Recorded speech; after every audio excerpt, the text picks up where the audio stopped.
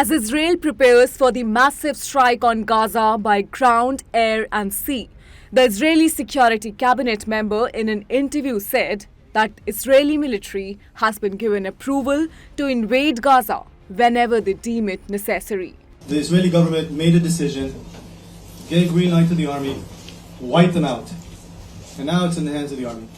Referring to Hamas's extensive tunnel structures in Gaza, Israel's economy minister Nir Barakat said that the tunnel network would become the world's greatest cemetery. He further added that though rescuing Israeli hostages is a priority, their ultimate goal is the eradication of Hamas terrorists. Meanwhile, assisting Israel against Iran-backed Houthi movement, United States stated that the U.S. Navy warship intercepted 3 cruise missiles and several drones launched by the group towards Israel.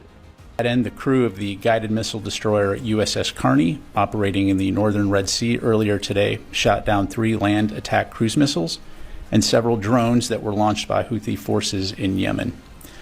This action was a demonstration of the integrated air and missile defense architecture that we have built in the Middle East and that we are prepared to utilize whenever necessary to protect our partners and our interests in this important region.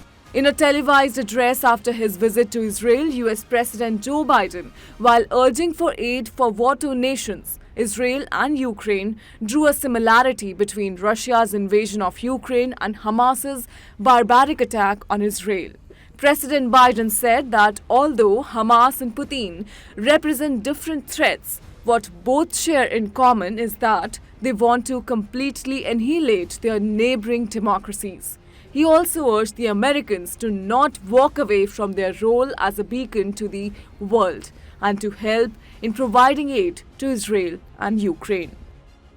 At the same time, in Bharat, Prime Minister Narendra Modi on Thursday stated that he had a conversation with Mahmoud Abbas, President of the Palestinian Authority. Taking to microblogging platform X, Prime Minister Modi shared that he expressed his condolences for the victims of the Al-Ahli hospital blast in Gaza, which claimed around 500 lives.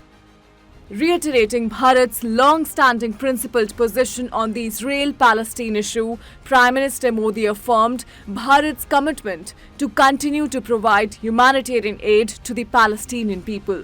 Both the sides also shared deep concerns on terrorism, violence and deteriorating security situation in the Middle East region.